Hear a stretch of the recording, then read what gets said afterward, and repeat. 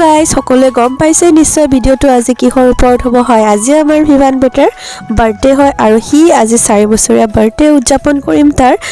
তো এপিনে ৰাতিপুৱা আমি খাবলৈ লৈছো চাউলৰ এয়া ধুনিয়াকৈ চাউল তাৰ পিছত গুড় চেনি নাৰিকলৰ সৈতে এটা পিঠা বনাইছিলো ভাপত দিয়া আৰু তাকে খাই বৈ ললো ৰাতিপুৱা আজৰি হয় এপিনে মায়ে আকৌ মিছা মাছ বাছি আছে মিষ্টাৰ বজাৰলৈ গৈছিলে তেওঁ বজাৰ কৰি আনিলে এয়া বাহিৰত ধুনিয়াকৈ কাপোৰ কানি ধুই মেলি দিছো আৰু পিছে এয়া চিকেন ধুনিয়াকৈ ধুই দিছিলো তেওঁ পানীটো আঁতৰাই লৈছে মেৰিনেট কৰি ৰাখি দিব আৰু বাৰ্থডে বেছি ডাঙৰকৈ পতা নাই সৰু সুৰাকৈ আমি ঘৰৰ মানুহখিনিয়ে সেলিব্ৰেশন কৰিম এপিনে মাৰ মিছা মাছখিনিও বাছি হৈ যাব মিছা মাছখিনি দুপৰীয়া ভাগত খাম বুলি ভাবিছো যেহেতু মা ভন্টি ভাইটি সকলোবোৰ আহি আছে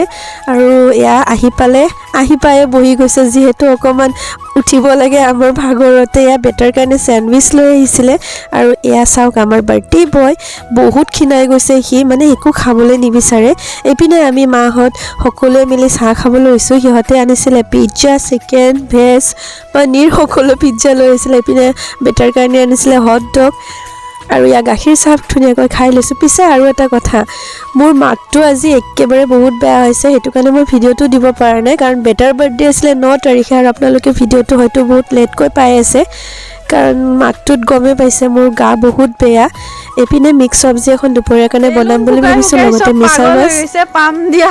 বেলুন পাম দিয়া তো কত হেৰাই থাকিল নাজানো কেনে শিখা এই মজা মায়ে পিনে বেলুন ফুকুৱাৰ পৰা হাত খাৰিবৰ কাৰণে নাৰিকল বাছি লৈছে আৰু বেলুন ফুলাই আমাৰ অৱস্থা বেয়া এপিনে মোৰ ভাতৰ যোগাৰ কিছু হৈ গল আৰু একদম দুপৰীয়া ভাগত সিম্পলকৈ বনাইছো যেহেতু পিজ্জা খাই লৈছিলো কাৰো এতিয়া একো খাবলৈ মন নাই কিন্তু নেখালে আকৌ গেছৰ প্ৰব্লেম হ'ব পাৰে বুলি সকলে অকমান খাই লম এপিনে বাৰ্থডে বয় সাইডৰ পৰা চাই আছিলে তাৰ ফুৰ্তি কিন্তু এয়া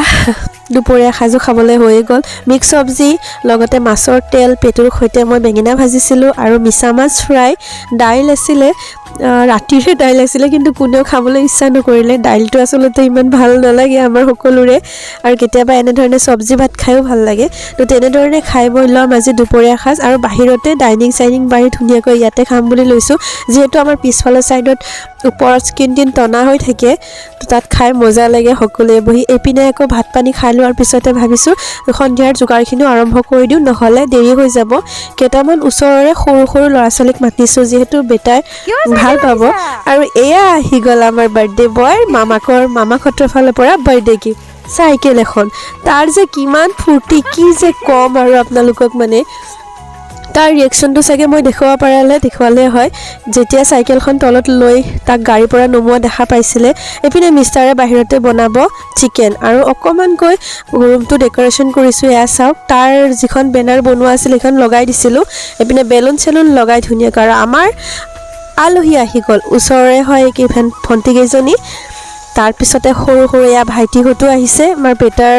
সমনীয়া বুলিয়ে ক'ব লাগিব আৰু সমনীয়া নহয় যদিও মানে হিহঁতৰ লগতে খেলা ধুলা কৰি থাকে এপিনে আমাৰ হৈ গল কেক কাটাৰ পৰ্ব আৰু বেকগ্ৰাউণ্ডত যদিও অকমান সাউন্ড ডাউন হৈ আছে আপোনালোকে ইগনোৰ কৰিব দেই মই ভয়েস ৰেকৰ্ডিংটো অকমান লেটলি দি আছিলো হেতু কাৰণে এপিনে বেটাৰ কেক ৰেডি কৰি লৈছো ধুনিয়াকৈ আমি তো এপিনে মই কেক কেটা পিন্ধাই দিলো আৰু এতিয়া ভন্টিজনীকে কৈছো কেন্ডেলখিনি জ্বলাই দিয়াচোন তো এপিনে বহুত দৌৰা লাগিছে সকলোখিনি একেলগে আহি যোৱাৰ কাৰণে আৰু যেহেতু জাগা বহুত বেছি নাই তো এয়া চাব পাৰে কেক কাটিঙৰ সময় বেটাৰ কিবা এটা খং উঠি আছিল হেতু কাৰণে তাৰ মুখখন ফুলি আছিল অৱশেষত বাৰু ঠিক হ'ল এপিনে আমাৰ বাহতো আহি গৈছিলে গুণগুণ জ্ঞানা তো সকলোবোৰে আছো আৰু কিবা এটা ঘৰত সেলিব্ৰেশন কৰিলে আপোন মানুহবোৰ থাকিলে সঁচাকৈ বহুতেই ভাল লাগে নহয়নে বাৰু জনাবচোন আপোনালোকেও আৰু সিম্পলকৈ এনে ধৰণে সেলিব্ৰেশন এয়া বা মা মিষ্টাৰ সকলোবোৰ আছিলে তো এপিনে চাওক হেতুক বা কি কয় নাজানো ওকে ফুটাবই পৰা নাছিলে অৱশেষত গৈ পাৰিলে আৰু এপিনে স্নো স্প্ৰে যেহেতু বেটাৰ মানে একদম ফেভাৰিট হয় কৈয়ে আছিলে বাৰ্থডে গিফ্ট নহলেও স্নো স্প্ৰে লাগিবই এপিনে কেক কাটিং হৈ গল আমাৰ তাৰ পিছতে সকলোকে খোৱা বোৱা কৰিছো আৰু চাওকচোন একদম টেবুলখন কালাৰফুল হৈ গৈছে তো বেটাই একেবাৰে স্পুনলৈ ৰখা নাই, হাতেৰেও খোৱা নাই, ডাইৰেক্ট একেবাৰে খাইছে। আৰু টুপিটো আকৌ এবাৰ পিন্ধাই দিছোঁ, যিহেতু এটা দুটা ফটো ল'ব লাগিব,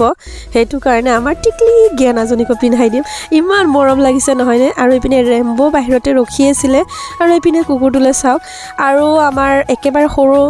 যিটো গ্ৰুপ আছিলে সিহঁতক প্ৰথমতে খাবলৈ দিলোঁ। আৰু আজিৰ খানা আমি কি আয়োজন কৰিছিলোঁ, ফ্ৰাইড ৰাইচ লগতে চিকেন, আনপিনে আছিলে পনীৰ আৰু বুটৰ দাইল, লগতে মাছো আছিলে। তো এনেধৰণে এইপিনে চাওক বা ভিনদেউহঁতে খাই আছে। ধৰণে সকলোকে খোৱা বোৱা দি আছোঁ, যিহেতু দেৰিও হৈছে আৰু যিহেতু ঠাণ্ডাৰ দিন সকলোৱে ইমান ৰখিব নোৱাৰে। অৱশেষত আমি খাই ল'লোঁ। আৰু ভিডিঅ'টো কেনেকুৱা পালে জনাবা। আজিলৈ আহিলোঁ।